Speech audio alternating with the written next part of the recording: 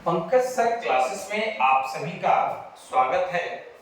हम लोग क्लास 10 के भौतिकी विषय के तीसरा चैप्टर मानव नेत्र, वायुमंडलीय अपवर्तन और वर्ण विक्षेपण पढ़ रहे हैं।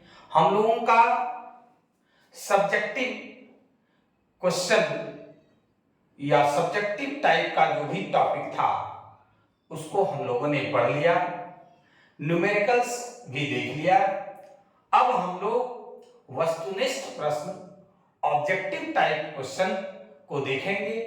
ये बहुत ही इंपॉर्टेंट है क्योंकि आज के बोर्ड एग्जाम में 50% यानी 100 नंबर में 50 नंबर सिर्फ और सिर्फ ऑब्जेक्टिव बेस्ड क्वेश्चन होता है। इसलिए इस पर हम लोगों को विशेष ध्यान देने की आवश्यकता है। जो लोग अभी तक चैनल पर नए हैं वो चैनल को सब्सक्राइब करें। वीडियो अगर अच्छा लगे तो लाइक और शेयर जरूर करें, बेल बटन जरूर दबाएं और सब्सक्राइब करें। हम लोग ऑब्जेक्टिव पढ़ रहे हैं। ऑब्जेक्टिव क्वेश्चन बिल्कुल ही आसान तरीका से बस वीडियो देखें और याद हो जाएगा। इसके लिए आप वीडियो के अंत तक बने रहें। आइए बिना देर किए हम लोग प्रारंभ करते हैं। पहला जो क्वेश्चन है, हर क्वेश्चन इंपॉर्टेंट है। कोई भी क्वेश्चन आपके परीक्षा में आ सकता है, चाहे वो बोर्ड एग्जाम हो या कॉम्पिटिटिव एग्जाम हो, सब में कोई भी प्रश्न आ सकता है। सब VVI very very important nature का क्वेश्चन है। आइए देखें। पहला प्रश्न है कि मानव लेंस में कौन सा लेंस पाया जाता है। क्या है प्रश्न कि मानव नेत्र में कौन सा लेंस पाया जाता है। जवाब होगा उत्तल लेंस। हम लोग पढ़े भी हैं, फिगर के साथ पढ़े हैं, मानव नेत्र का सारा पार्ट के बारे में पढ़े हैं। इसलिए मानव नेत्र में कौन सा लेंस पाया जाता है, उत्तल लेंस। दूसरा जो प्रश्न है कि किसी वस्तु का प्रतिबिंब नेत्र के किस भाग पर बनता है। बहुत इंपॉर्टेंट क्वेश्चन है कि किसी भी नेत्र द्वारा कोई भी वस्तु का प्रतिबिंब कहां बनता है, तो दृष्टि पटल या फिर अंग्रेजी में रेटिना कहा जाता है। तीसरा जो प्रश्न है कि नेत्र के रेटिना पर किसी वस्तु का कैसा प्रतिबिंब बनता है। हम लोगों ने देखा इसका जो प्रतिबिंब बनता है वो वास्तविक बनता है, और जो प्रतिबिंब वास्तविक होता है वो उल्टा भी होता है और छोटा बनता है। प्रतिबिंब छोटा बनता है। हाँ, अब उल्टा तो बनता है। हम लोगों ने ये भी देखा कि उल्टा प्रतिबिंब को सीधा करके प्रकाश स्नायु के द्वारा वो मस्तिष्क में चला जाता है रिपोर्ट, और मस्तिष्क संवेदना उत्पन्न करती है और उसके द्वारा हम लोग किसी वस्तु को सीधा देख पाते हैं। सीधा देखने का आभास होता है। चौथा जो प्रश्न है, तीसरा देख लिया। चौथा देखिए कि सामान्य नेत्र के लिए स्पष्ट दृष्टि की न्यूनतम दूरी क्या होती है, तो लगभग 25 सेंटीमीटर। हम लोग ये भी देखे हैं कि वह न्यूनतम दूरी जहां पर रखी वस्तु सामान्य नेत्र के द्वारा बिना समंजन के स्पष्ट रूप से देखा जाता है, वह दूरी सामान्य नेत्र के लिए स्पष्ट दृष्टि की न्यूनतम दूरी होती है। और वो न्यूनतम दूरी कितना होता है, तो लगभग 25 सेंटीमीटर। अगला जो प्रश्न है कि सामान्य नेत्र के लिए अधिकतम कितनी दूर तक की वस्तुओं को साफ साफ देख सकता है। हम लोगों ने दृष्टि परास पढ़ा। मिनिमम 25 सेंटीमीटर की दूरी पर रखी वस्तु को देख सकते हैं, वो निकट बिंदु कहलाता है।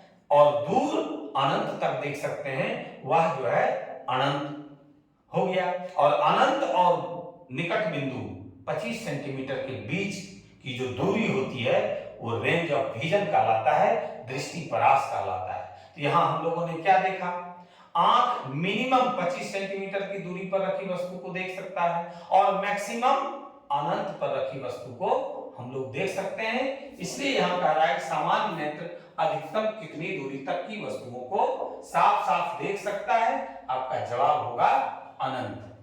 दूसरा है कि एक स्वस्थ आंख के लिए दूर बिंदु होता है अनंत। क्या होता है, दूर बिंदु अनंत, निकट बिंदु 25 सेंटीमीटर। 7 नंबर जो प्रश्न है इसको देखेंगे, बहुत ही इंपॉर्टेंट क्वेश्चन है कि नेत्र लेंस की फोकस दूरी कम हो जाने से कौन सा दृष्टि दोष होता है। हम लोग पढ़े हैं कि नेत्र लेंस और फोकस के बीच की दूरी कम होता है किस दोष के कारण, तो निकट दृष्टि दोष में होता है। निकट दृष्टि दोष तभी होता है जब नेत्र लेंस और फोकस के बीच की दूरी कम हो जाती है। अब आइए 8वां नंबर प्रश्न देखेंगे कि किस दृष्टि दोष में किसी वस्तु का प्रतिबिंब रेटिना के पीछे बनता है, तो वो है आपका दूर दृष्टि दोष। दूर दृष्टि दोष में हम लोगों ने पढ़ा है कि किसी वस्तु का प्रतिबिंब रेटिना के पीछे बनता है, कारण नेत्र लेंस और फोकस के बीच की दूरी जो होती है वो कम हो जाती है। अब आइए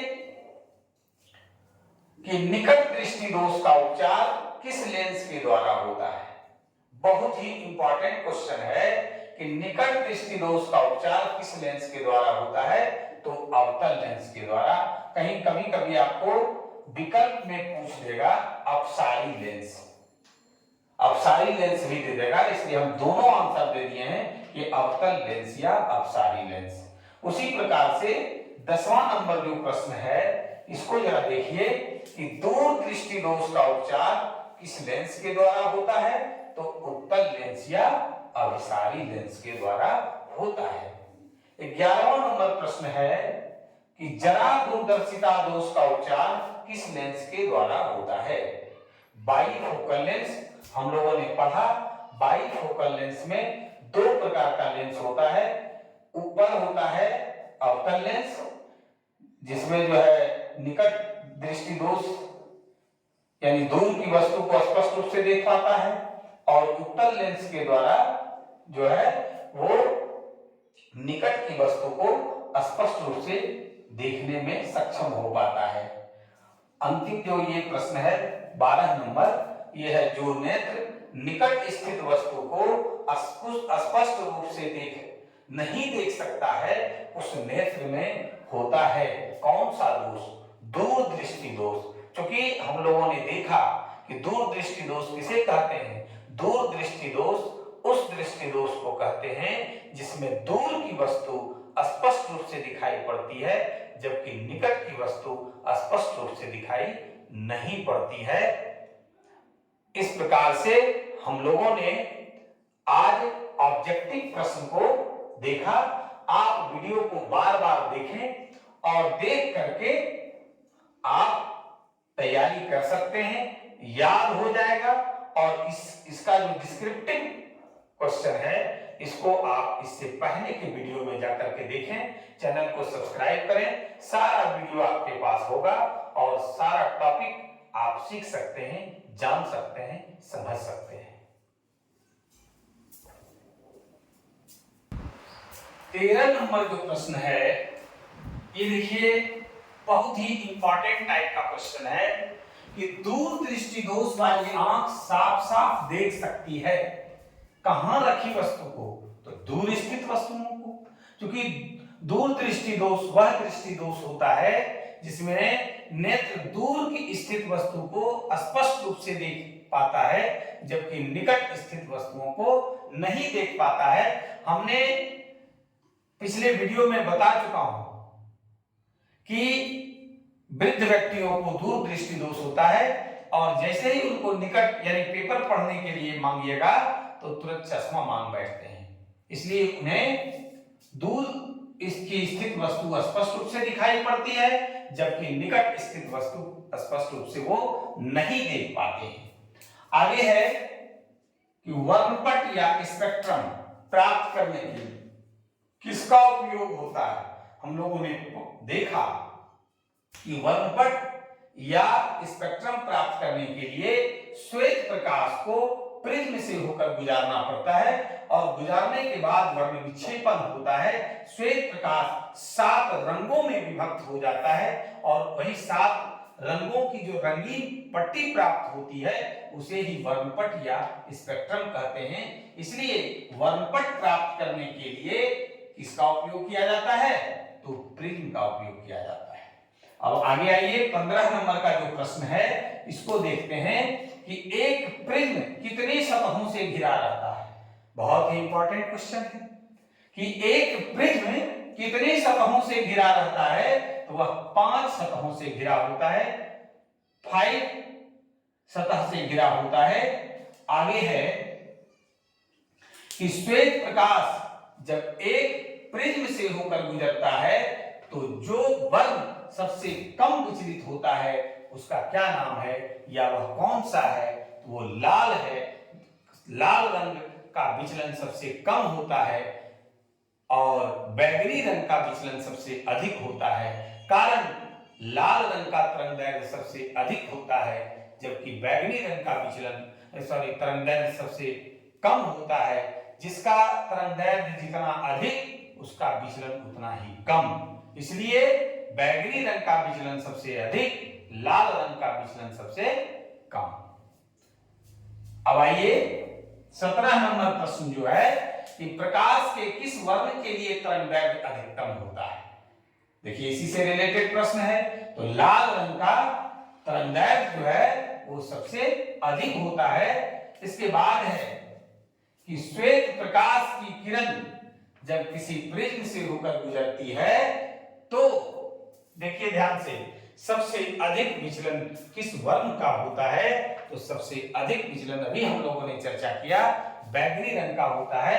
कारण बैगनी रंग का जो तरंगदैर्घ्य होता है वो सबसे कम होता है, इसलिए बैगनी रंग का विचलन सबसे अधिक होता है। आज के क्लास में बस इतना ही।